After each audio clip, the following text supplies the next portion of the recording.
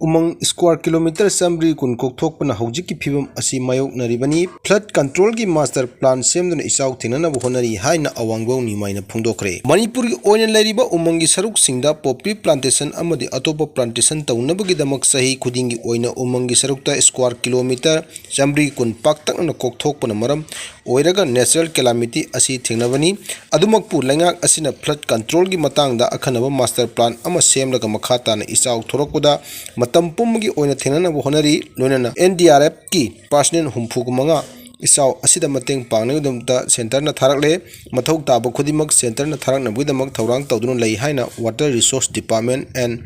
relief disaster management ki minister awangbo nimaina phongdokre khangungna thorokiba ising isau go mari lenana bawpura gi news secretary leiba mahaki office ta pangthokiba pawgi mpham amada mahakna hai matamda ikang hekta thokpa aduga nong khara suwargana hekta ichau thokliba asigi maru oiba maramdi umangi saruk singda tongan tongan ba pambi thaba yauna plan thanabgidamak paktakna kokthokba asina ni Zoom cultivation tawbana mahusagi phibam da piba akaibadagi poppy plantation paktakna umang wamang kokthokpani hena akaiba piri masina maram oiraga singmai singdagi centrakpa phatta haudi amadi leba kaya turel khonung thingat annab badanatana ising isel da sauna saithing piri ngasi dagin sahi mangarong gi mamangda hauraga paktakna u kokthokpagi sang asi sahi kuding square kilometer samri kun oiri masigi sang asida makhatana adumuk chatlagadi ngasi dagin sahi 35 gi matungadi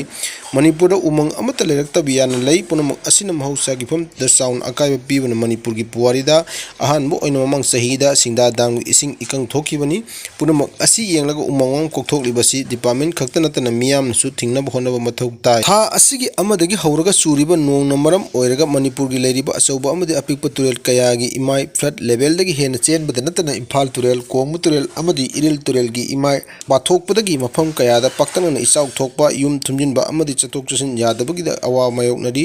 turel singi isingi imai flood level gi sang dagi hengal ngarang ayuktagi hauraga lep leitri kangpokbida maudra taruk cycle da humphumanga litanda kuncha taruk imphal raj bhavan da kuncha mari phal dana kuncha impan jiribam da nipan gi sangda nong chuba hengalakli ngasi gi ona turel gi imai sing khara hanthare hairaga su flood level gi wangmada leiba maram na ngasi ahing karigumba nong laptana tarabadi pamdaba thodok sing thorok yabagi oithokpa leibana miyam sumikup nahum singna leiba mathau tai haina phongdokhi van yauna akanba khongjan kaya sangchilakpa yari JSC Sangadriba thong lalubada tekpadagi laikhidraba truck driver dolai pabam sahabudin allies borazaugi misiga mari lenana ngasi JSC ama semduna nimit humni gi manungda quality yauduna thong sabda senabasing mathakta lengan action laudrabadi ban yauna khongjang kya changchilagani haina section wa thamlali hiram asiga mari lenana ngasi mayang imphal jangbida leiba laikhidraba driver asigi yumda pangthokpa pawmisinga unaba amada JSC ko convener BM Salaudin hai mamang thagi kunthada thong tekpada laikhidraba driver borazaugi misi asigi matangda ngasi lekai miyanggi oiba mifam ama pangthoktuna misi asigi asumba puthongnaba JSC ama semle JSC asina sangalriba thong tekpada chenariba thikadar yauna mari lenaba singbu serak pinaba mathau taba thabuk sing laingakna nimit humni gi manungda tawgadabani amadi laikhidraba imung asi laingakna pangba ya mateng singchu athuba matamda panggadabani hariba demand sing asi laingakna thabuk ona nimit humni gi manungda tawdragadi ban yauna akanba khongjang kaya changchilagani Youth Development Committee mayang Imphal Meitai Pangal gi President Chesam Achobuna hai mamang thagi kunchada mutum phibo amudi irong khunau anigi samnaba thong tekpadagi thodok asi lup asina yamna haksine lawi handak tekliba thong asi pankhalakpa matamdasu anirak namthanabagi thodok leki maram asina thong asi quality yauduna sakhi habida mayek sengle lonana asigumba thong asi mayang Imphal AC gi mafam kayada su hojik sagalibani maram asina hariba thongsing asi sagatpada mari leinaba department matam chana miyang changun quality leina sahanbagi mathau tai haina phongdoki security gi thabak khudimak center na paisilabani na India government na irang asi loisingadabani haina United Committee Manipur na phongdokre Indian Constitution gi article 385 gi makhada Manipur gi security gi thabak thorum khudimak centre न पाइसिलबनी न हौजिक थोकलिबा इरांग असि Indian government ना लोसिनगदबनी हाइना United committee Manipur की president Konthoujam Jayachandra फोंदोक्रे वाफम असि ngasi United committee Manipur लिंखटखिबगी सही 15 मपुंग फारकपगा मरी लेना लंफेल पाता लेबा कमिटी असि ऑफिस दा पांगथोक पथोरम अमदा प्रेसिडेंट फोंदोखिबनी तोंगान तोंगान सिविल सोसाइटी ऑर्गेनाइजेशन सिंगी लुचिंग मकाया ओना पांगथोखिबा थोरम अदल जयचंद्र कोंथौजम ना हाय मणिपुर थोकलिबा इरांग असि कुम थिजिलुबा मतमदा इंडिया ना म्यांमार अमसुंग मणिपुर थोकलिबा प्रोक्सी वार सथबदगिनी हाइबदा लालोय असिगुम प्रोक्सी वार असिदा चिनकुकी नार्को टेररिस्टिंग असि सेंटर न खुलाई ओना सिनबनी गवर्नमेंट ऑफ इंडिया ना म्यांमार दा डेमोक्रेसी की लेंगा अम लेहना भोनाबदा मतेंग पीबा अमदी अवांगनोकपोक लमदमदा लेरिबा लालुबसिंग नमथनबगी एजेंडा असिदा इंडिया ना कॉन्स्टिट्यूशन की आर्टिकल 485 मणिपुर दा थमजिंदुना थबक थरमसिंग असि चथरकपनी मणिपुर थोरकलिबा इरांग असि स्टेट गवर्नमेंट दा होम की पावर मपुंग फाना सिनरबदी अदुमक लोसिनबा ngam hojikti article 485 gi makhada security ki thapok thorom punmuk center na pai khrabuni na manipur gi irang losinba haibasi india government gi makhutta leire leibak asidagi terrorist sing maru pangna mutat pa haibasi bjp gi maru oiba panam sing manungda ama oiribuni maram asina chin kuki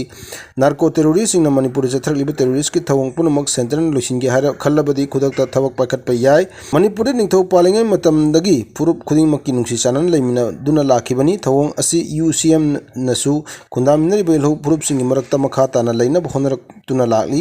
UCM gi apam de so furup ki miyoi sing apiko furup ki miyoi sing ikai khumna utpa aduni parliament su amasung NRC gi wafam thamnamadi Bimol akoijam hen na mapung pharam godabani haina elangom josan na marak sikre Lok Sabha की inner Manipur parliamentary की MP doctor Bimol अकोजम ना parliament की floor दा मणिपुर मियाम की इहुल खंगना वाफम कया थमखिबा अदु थागली तबतबु suspension of operation अमदी NRC की मतंग दा वाफम खरा थंबिरम लबदी स्पीच अदु हेन मपुंग फारम गदबनी हाइना BJP मणिपुर प्रदेश की spokes person अलंगम Johnson फोंदोक्रे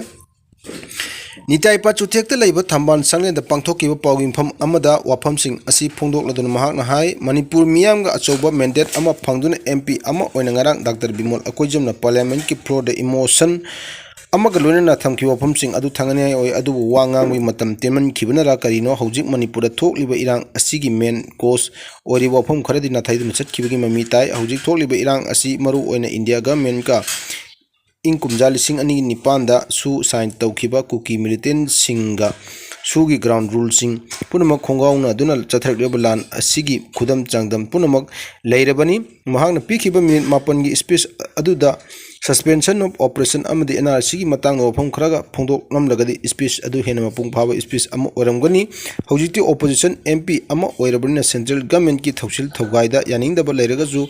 parliament gi floor ning tamna phongdok pi khudong chaba su leire khudong chaba leirabani na manipur miyam gi aning ba apamba punamak makhata na chathagada parliament gi mifamda marik chumna thambiu haina johnson na phongdokki nakal amoram da MP Bimol akoijam na hai मोई ngang mamai si ikai khangdaba natraga mingon da lana lamjing na tawba wa yam ngangi basisi thong milure wa hang to ama tung da thangjen na da poni su du moin thangnen na dawni aduga ingon da thangjel lo ngang lai deforestation na da illegal immigration jibu opposition gi MP na tawgadra bra natraga executive power pai de sarkar pai ri ba moi na tawgadaba thabak la sem ta hang bio ba yum nga ka do ba mi tu na सिदाइसिदा अखोइदी येंजनबदुनेबा खोइदे oversight function है जामरोमदा कोइदी चौकीदार गुमनेबको yum मनुंगदा लोसनना चाक थोंगिदुना युमदुदा लेबा मीना ओइगदबनेबा अदुबो चौकीदार दु चौगा हुजिक फोक चाक थोंदि कैदोबैनो नंगना पि चुलमदि कैदोबैनो नंगना दे युमदुसु थोंगजन थंगरगनि kwaisa thong suan mana tabiyo dan thong thingin thamraga noi na chak su thong dre nang na kai na chokidar do ta na phi su dri kai do baino sidai sta katin na mirang thori se kai noi na lain thong gi ta na mai thalam di kai noi na chokidar do ta na ngang bai tai ta moi ngang ji mamai ji kai khang da bana tra ga mingon da lana lamjing na to wa yam ngang gi basi si Majrao की दाम चिमजिन बयारोय दबा मोंगदा सत्तर की vote कथलम ले Imphal waste district की वांगोई police station की मनुंग चनबा इरो मजराव की दाम सत्तर की योट अमुक हन चिमजिन बयारोय दबा मोंगदा खंगदबा सिन कथलम ले इरम असिगी मतंग द FIR अम रजिस्टर तौख्रे हाइना दी सोशल यूथ क्लब इरो मजराव की सेक्रेटरी अहोंग संगम ब्रजमोन फोंदरोली Magnai, Tha Asigi Amagi Ahinum Jaida Sakangdaba, Musin a Sataram Batawang Aduda, Satargi Yot Kaktalam Batanatan Musin, Aduna Satar Chinkanaba Yot Machingi, Katarna Kakatun Huran and Pukibani, Karimarang Tawang Asitaram Libuno Haiba Kando Nagudama Club Ki Maikadegi, Wangoi Police Station FIR Amare Star Tokre, Lal Asina Anapada Lariba, Fishery Palm Amadi Low Uriba Lupum Singi Yamna, Kudong Saba Piriba, Asida Tauroida Tabaka Liba, Asi Romajaugi Miamna. Pen the Pondoi Lunan mental status in Tokyo Pondroli.